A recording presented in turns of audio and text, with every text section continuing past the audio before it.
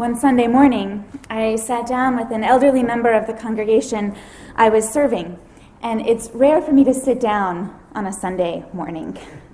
Usually I'm very busy buzzing around, checking the microphones, making sure that the orders of service are ready to go, thanking all the volunteers and the choir, making sure that everything is as right as it can be for that moment.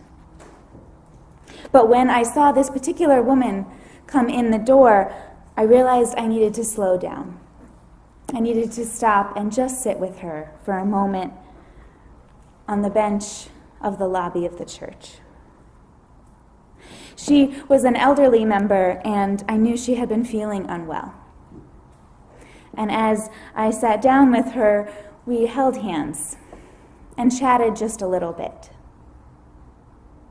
After a few minutes, there was nothing really left to say, and the two of us just sat side by side, holding hands. All around us, people shuffled in and out of the doors. They smiled and hugged and teased one another. Children pranced around, coming upstairs from their religious education classrooms. But no one really seemed to notice the two of us. I had in that moment an experience not unlike what Catholic mystic and monk Thomas Merton describes in his writing, From Conjectures of a Guilty Bystander. At the corner of 4th and Walnut in Louisville, in the center of the shopping district, I was suddenly overwhelmed with the realization that I loved all those people, that they were mine and I was theirs, that we could not be alien to one another even though we were strangers. It was like waking from a dream of separateness, of spurious self-isolation in a special world. The sense of liberation from this illusion of difference was such a relief and a joy to me that I almost laughed out loud. As if the sorrows and stupidities of the human condition could overwhelm me, I now realize what we all are. And if only everyone could realize this. But it cannot be explained. There is no way to explain to people they are all walking around, shining like the sun.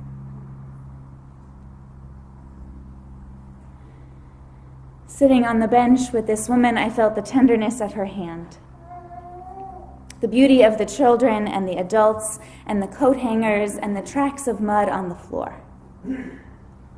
It seemed from every angle, light and love was flooding us. It was nothing extraordinary and everything extraordinary all at once. She turned to me and said, "This is a good place." Watching the people, I was at a loss for words. "Yes," I said, "it is a good place."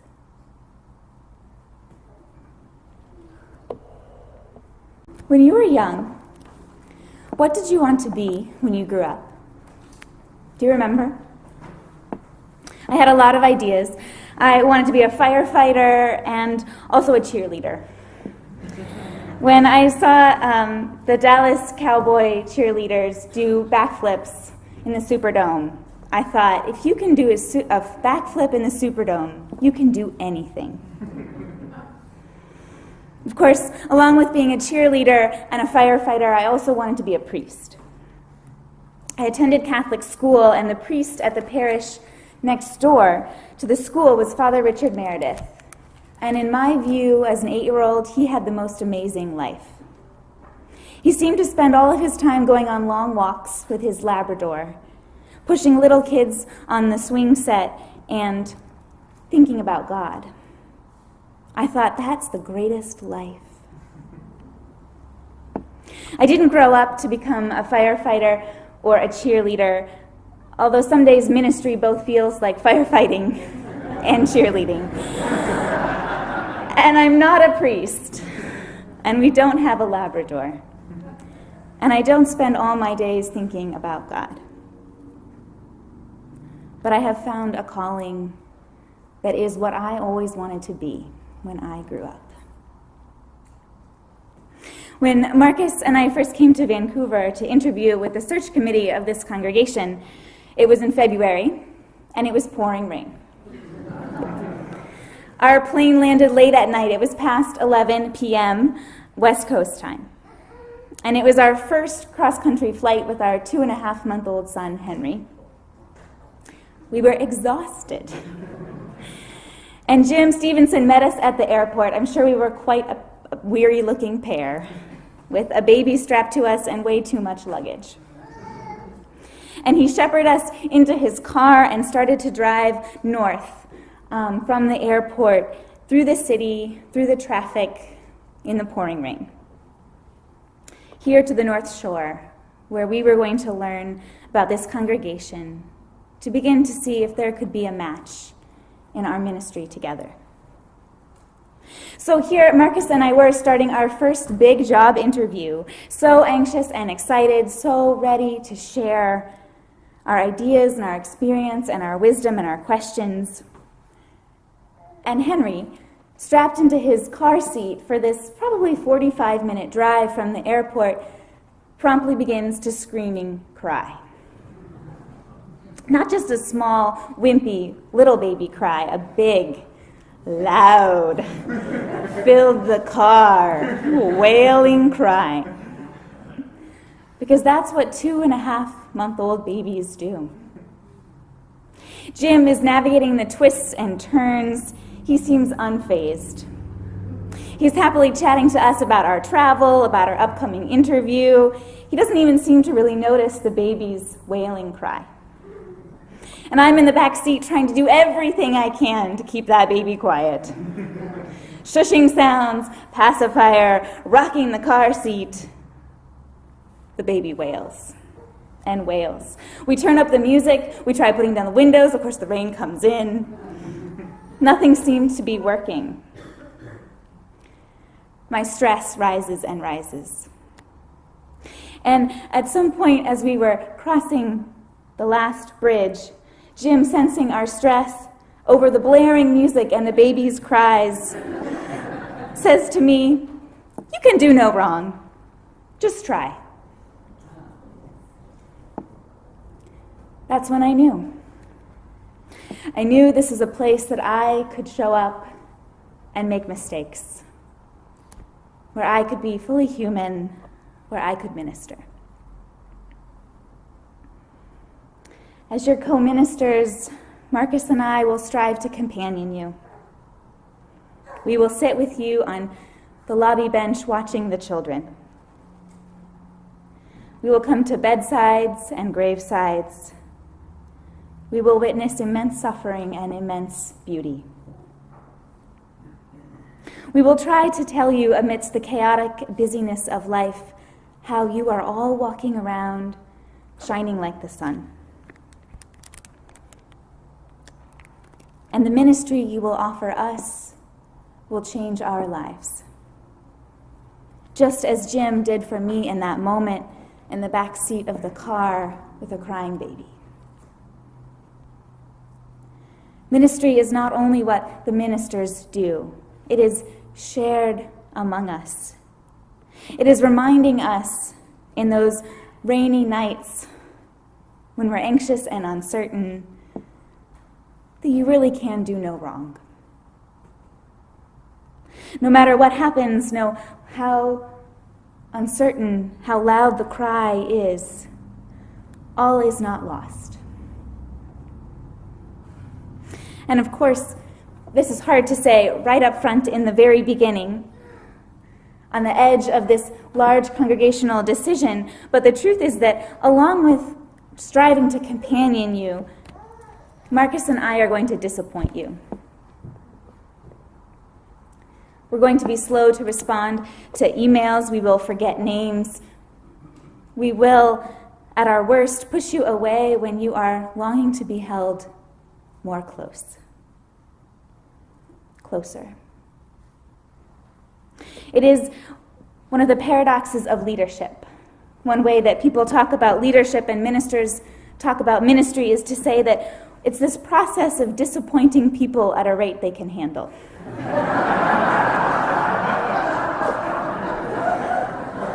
We will strive to disappoint you only at a rate you can handle. But even in that, we cannot guarantee perfection. The truth is, disappointment hurts. There is an aching pain, a great grief in the moment when we brush up against the wide gap of how we wish the world was and how it actually is. In my own life, in an attempt to avoid this pain, I have thought that I could be a more perfect person and thus avoid suffering. For much of my life, I have struggled with this thinking, that if I could just be the perfect daughter or the perfect student or the perfect artist or the perfect spouse, that somehow I would not suffer. I have been Vishnu, staring at the blank sheet of paper, afraid to make a single mark, in fear that it would not be the right mark. I have, particularly under stress, incredibly high standards of myself. I wonder if this is true for any of you. We live in a world that is very busy telling us that if we just did more, we would be better. If we earned more, if we bought more, if we gave more, if we helped more, if we saved more, then somehow we would be more. This thinking is toxic. It leads to these high expectations, to floods of self-blame and self-criticism. It leads to judgment and separation and isolation and loneliness. And it is the larger path of competition and addiction which destroys communities. At the core of this pattern of thinking that more is better is a dangerous ideology that what is, that who you are, is not enough. In our tradition, Unitarian Universalism, our core truth is that what is enough. We claim the inherent worth and dignity of every person as they are. Every sad person, every funny person, every sick person, every strange person, every disabled person, every old person, every young person, every wounded person, every longing person, every lost person, every smart person, every big person, every little person, every imperfect person. Slowly and over again, I have learned that perfection is not what life is asking of me. Instead, I'm asked to make some mark on that giant sheet of white paper and to put my name on it, to own it, to say, I am here, and it's messy, and it's enough. One of my teachers, the spiritual counselor who Marcus and I have both seen for several years, says that many of us have been taught that self-criticism is the root in Canada, root to self-improvement. That self-criticism is the route to self-improvement. It is not. Your soul is never calling for you to beat yourself up. Your soul is never calling for you to beat yourself up. In my own wrestling with the demons of perfectionism, I have developed this mantra, this grounding phrase. Keep doing the next imperfect thing. Keep doing the next imperfect thing. And I offer that to this community now. as you look towards the future and you long for the perfect new building, in the perfect new location, with the perfect new ministers, with the perfect new young families joining, with the perfect growing budget.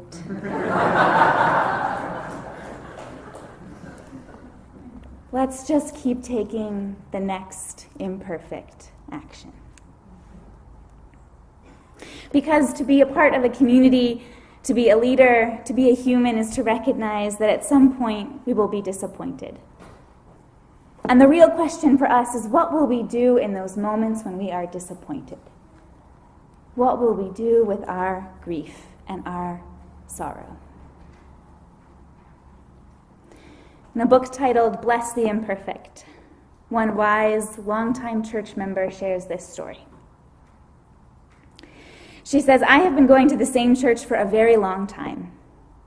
And all of those years, I've had a variety of leadership positions. From owl teacher to board president, usher coordinator to stewardship co-chair. In all of those years, my congregation has had ample opportunities to disappoint me. I'm disappointed when people don't think my justice project is the one we should collectively work on.